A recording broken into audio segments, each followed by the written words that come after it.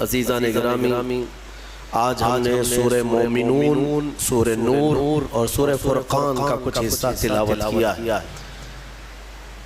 یہ سورتیں جہاں سے شروع ہو رہی ہیں، ان کی شروعات میں ہی ایک بہت بڑا اہم پیغام ایمان والوں کے لیے ہے۔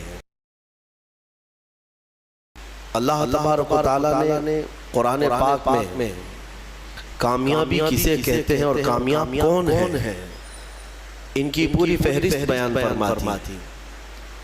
سکسیسفل لائف جس کو ڈھونڈتے ہوئے آج مارے ادھر ادھر سرگرداں ہیں ہمارے بچے۔ جس نے تمہیں پیدا کیا اس سے پوچھیں کہ سکسیس کیا ہے، کامیابی کیا ہے۔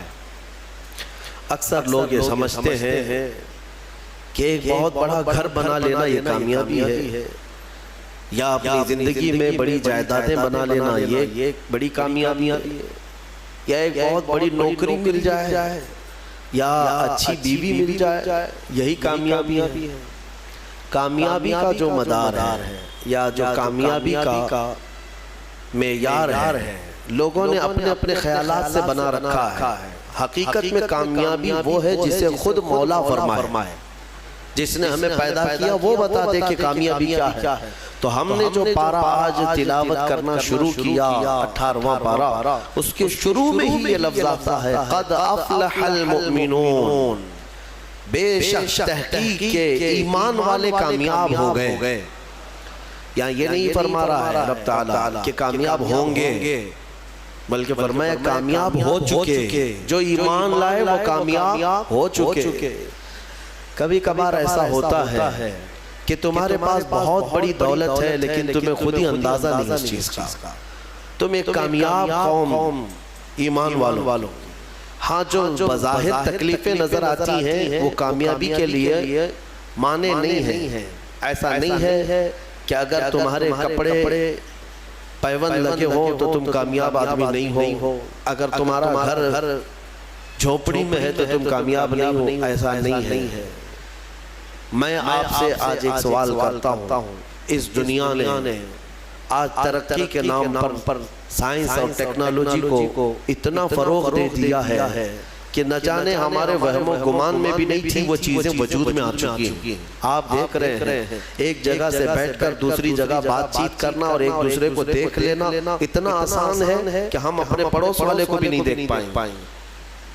دنیا نے بہت ساری چیزیں آسان کر دی، ٹیکنالوجی کا دور ہے۔ میں آپ سے ایک سوال کرتا ہوں کہ وہ ترقی یافتہ سائنس جو آسمان میں اڑنے والے مشینیں بنا دیا، جس پر تم سفر کر سکتے ہو، انٹرنیٹ کی دنیا میں کیا سے کیا بنا دیا، تمہارے ہاتھوں میں پوری دنیا لا کر گھیر کر رکھ دیا۔ میں ان سے سوال کرتا ہوں، اگر ترقی اور کامیابی اسی کا نام ہے تو پھر یہ آج تک عورتوں کی بلاکاری اور انہیں گلا گھونٹ کر مارنے والے واقعات ہوتے کیوں ہیں؟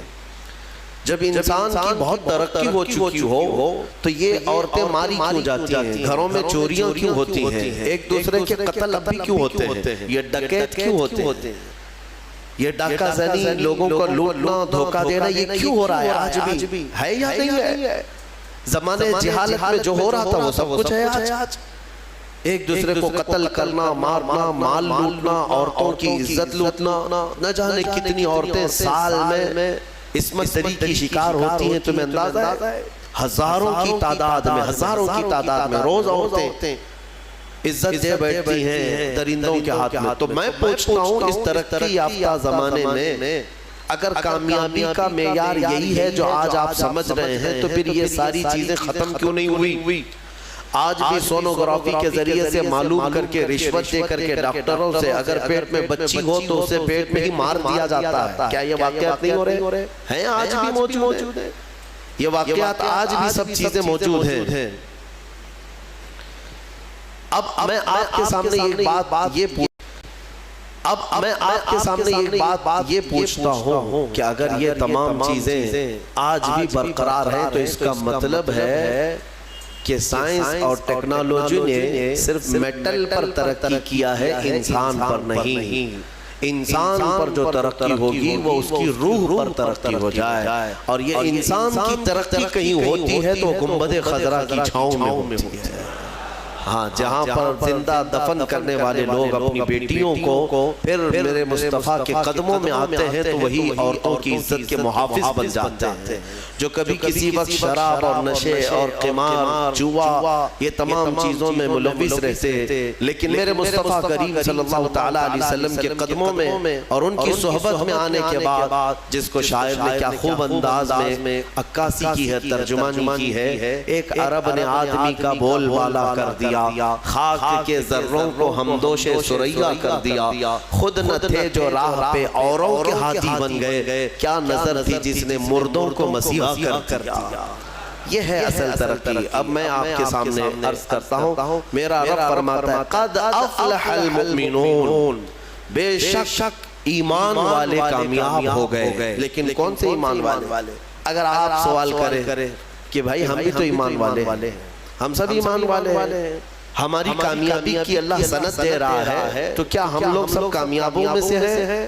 تو پھر آگے کی آیتیں پڑھنی ہوں آپ کو۔ اللہ فرماتا ہے الذین ہم فی صلاتہم خاشعون، وہ ایمان والے کامیاب ہیں جو اپنی نمازوں میں گڑ گڑاتے ہیں اللہ کی بارگاہ میں، ہاں خشوع کے ساتھ، دل کی حضوری کے ساتھ اپنے مولا کی عبادت کرتے ہیں، وہ ایمان والے کامیاب ہیں۔ اتنے ہی پہ نہیں، آگے اور آیتیں ہیں والذین ہم عن اللغو معرضون، اور وہ ایمان والے کامیاب ہیں جو بے حیائی سے بہت دور نکل جاتے ہیں۔ کہیں اگر بے حیائی برائیاں ہیں تو وہاں سے کٹ جاتے ہیں، دور ہو جاتے ہیں، وہ ایمان والے کامیاب ہیں۔ پھر والذین ہم للزکاۃ فاعلون، وہ ایمان والے کامیاب ہیں جو زکوٰۃ کو صحیح طریقے سے ادا کرتے ہیں۔ والذین ہم لفروجہم حافظون، یہ آیت بہت اہمیت کی حامل ہے۔ مولا فرماتا ہے وہ ایمان والے کامیاب ہیں جو اپنی شرمگاہوں کی حفاظت کرتے ہیں۔ یہاں تک ہے اتنی صفات جس ایمان والے کے اندر آ گئی وہ کامیاب ہے۔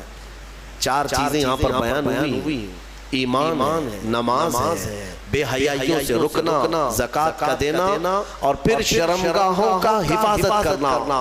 یہ بہت اہم چار چیزیں قرآن میں بیان کی گئی ایمان والوں کی صفات۔ یہ چار چیزیں جس کے ساتھ آئی وہ ایمان والا بہت کامیاب ہے۔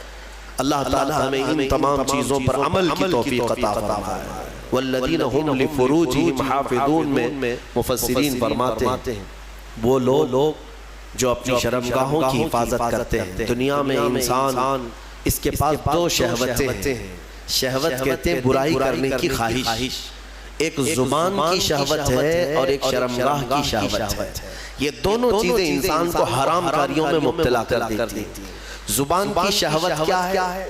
یہ نئی چیزیں کھانا پسند کرتی ہے، اس کو جس چیز کی لت لگ جائے، چٹخارے جس کو کہتے ہیں، تو پھر یہ ہلکی پھلکی چیزوں پر صبر بھی نہیں کرتی، اور یہ زبان کی شہوت اس کو حرام حلال سب بھلا دیتی ہے۔ جب انسان کو چٹ لگ جائے کسی چیز کے کھانے کی تو پھر اب وہ یہ نہیں دیکھتا کہ یہ جو چیز میرے پاس کھانے کی آ رہی ہے وہ چوری کی ہے، حلال ہے یا حرام ہے۔ میاں گوشت کھانے کی خواہش ہو گئی تو یہ تحقیق کرنا بھی چھوڑ دیا آخر یہ ذبح کیا ہوا ہے یا مرا ہوا ہے، کچھ پتہ نہیں۔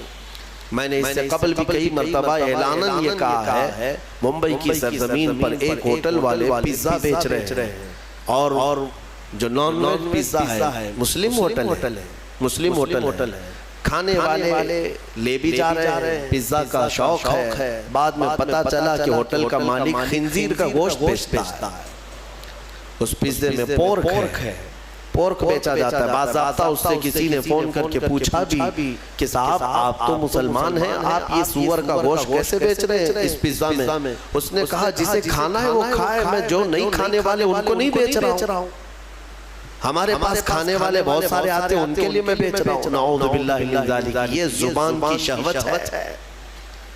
اسی لیے میرے عزیزو آج جو پھیلی ہوئی ساری چیزیں جو مل جاتی ہیں، کتنے ایسے ہیں وہاں پر ہم نے معلومات کیا، اپنے بچے بتاتے ہیں کہ بہت سارے جو چھوٹے موٹے نکڑ پہ ہوٹل چلانے والے جو چکن بیچتے ہیں، مری ہوئی مرغیوں کا بیچتے ہیں، اور باضابطہ کچھ ہوٹل والے یا جو نکڑ پہ چلانے والے لوگ ہیں وہ دوسروں کو یہ ٹک بھی دیتے ہیں کہ میاں اس طرح کا گوشت لاؤ، پروڑے گا، بہت آسان ہے، بہت سستے میں ہو جائے گا۔